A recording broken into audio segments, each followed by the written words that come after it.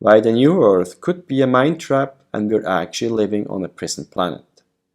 In a series of videos, I will present the case as being on a prison planet and why that might be not just some nutcase thinking.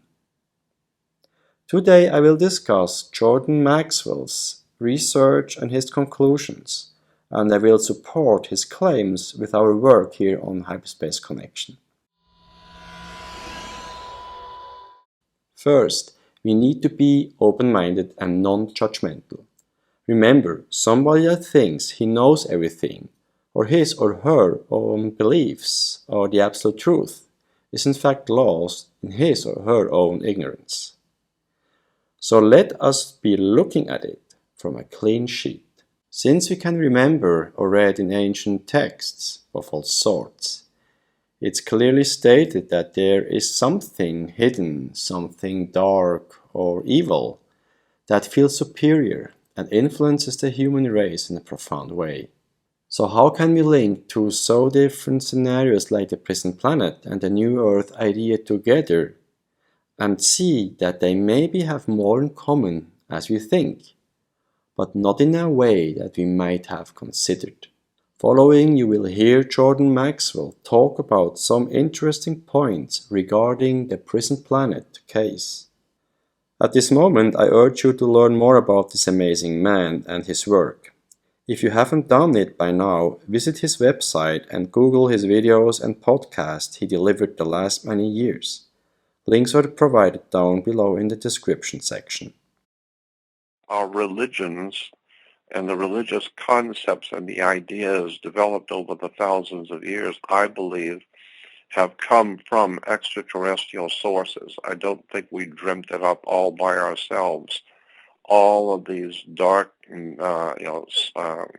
rituals, blood rituals, human sacrifice. I think this all implies a higher, more demented, demonic presence on the earth that drives humans to do these inhuman things, it's man's inhumanity to man.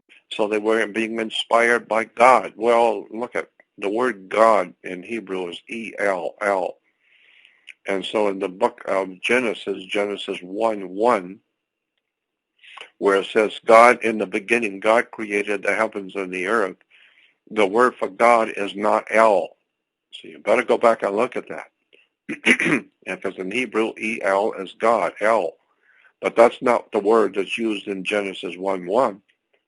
And when it says, in the beginning, God created the heavens and the earth, God is not El. It's Elohim. It's a totally different word. Elohim means, El is God, and Elohim is a plural on that word, El, for God, and the plural is Elohim. So Elohim means, incorrectly translated, means gods in the plural, more than one. There's no doubt at all that we are at a particular time where the people, whoever they are, who are guiding the destiny of the human race, have now decided to put the human race under arrest. So the human family on the earth, not just America, but all over the earth, the human family has been put under arrest.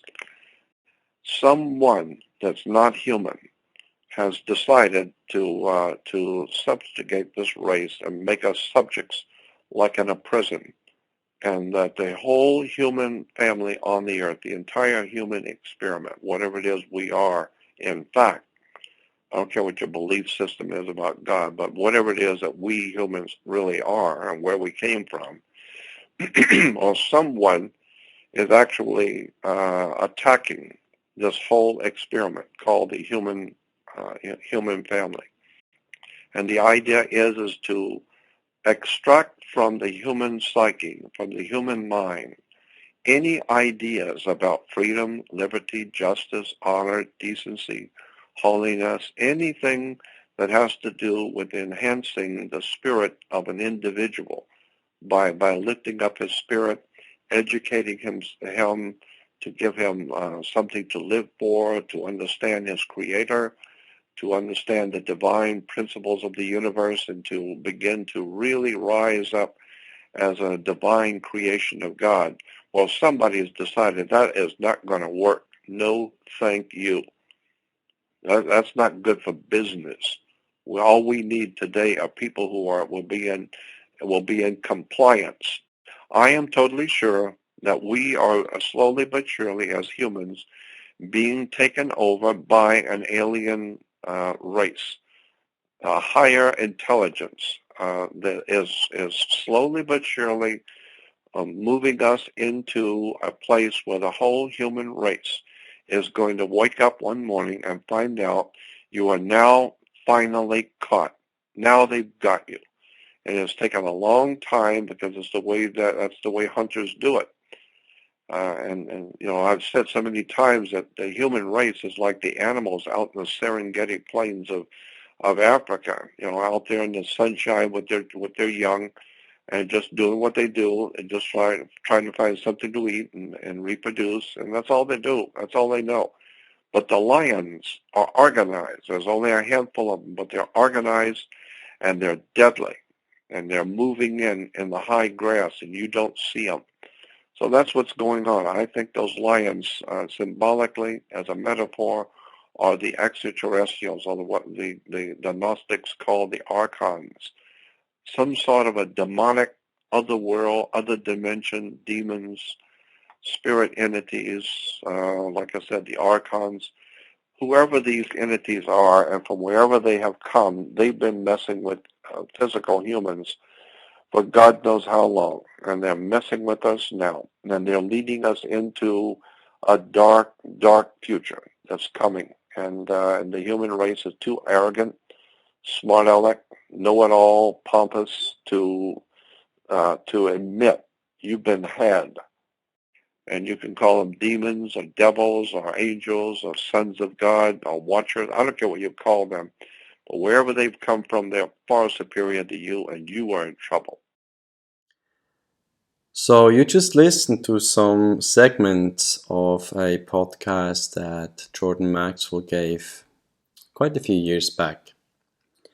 And here are my thoughts. So I'm trying to cross-link his sayings, what he has to say, with some of our work and, of course, my own opinion to it.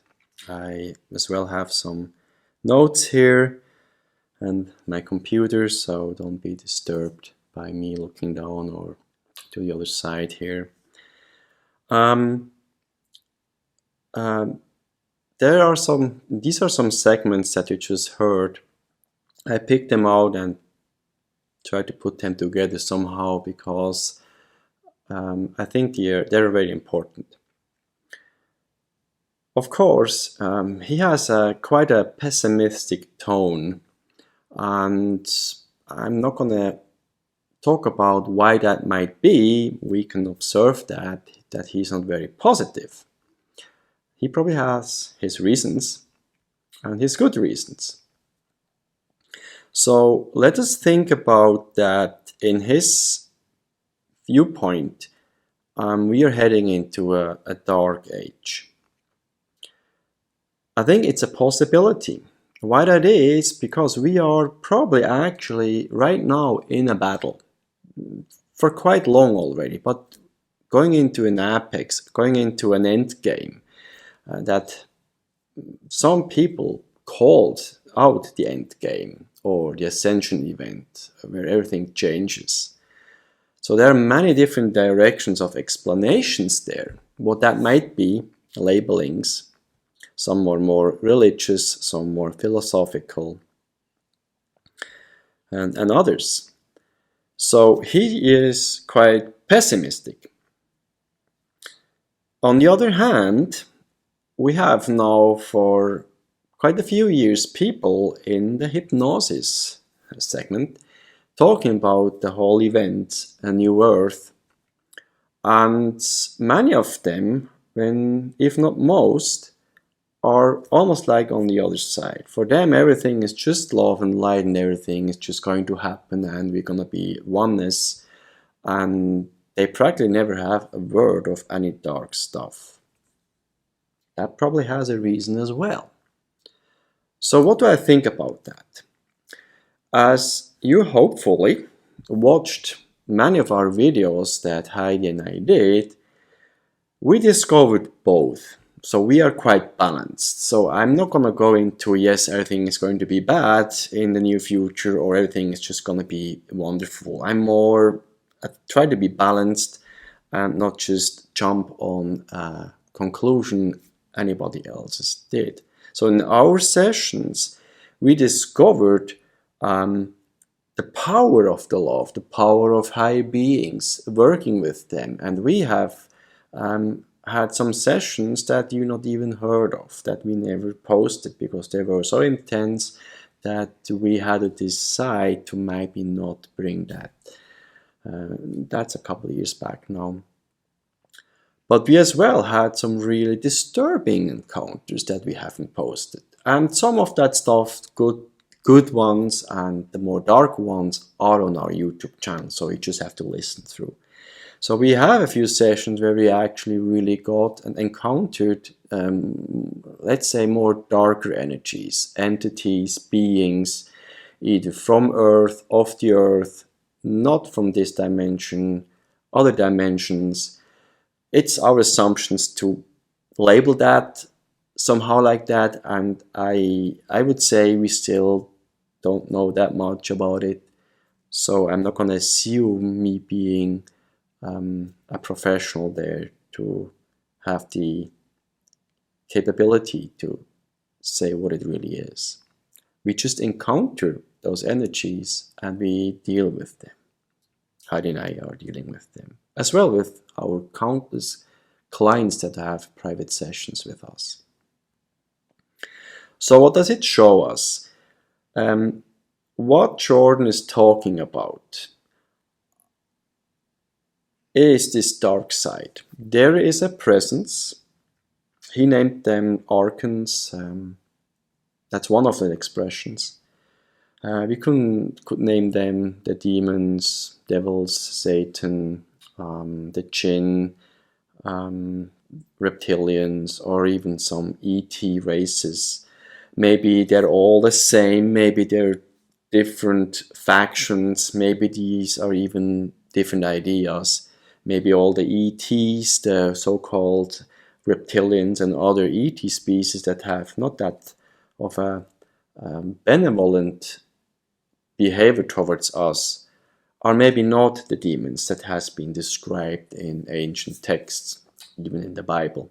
So we have to be careful what we actually use as words and to say, well, they described reptilians back then in the times. Maybe not. It even doesn't make sense to maybe now label it. We just have an open mind here. So the whole New Earth idea and the event idea.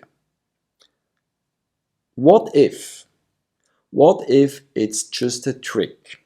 What if that is another mind trap that had been already planted many years back with all those different religions? Somehow, I'm just assuming here, because we have to really go forward with thinking here. What if that is another trick to lure us into a belief trap that there is only good and only light and only love, and that we are heading, with or without the earth, into this oneness, into a 4D, 5D, or whatever. But there's no bad things out there. It could be true that this is the case, but we are not completely sure. And we shouldn't. Why? Because if we go back in all those ancient texts, we could find everywhere accounts of the darker energies.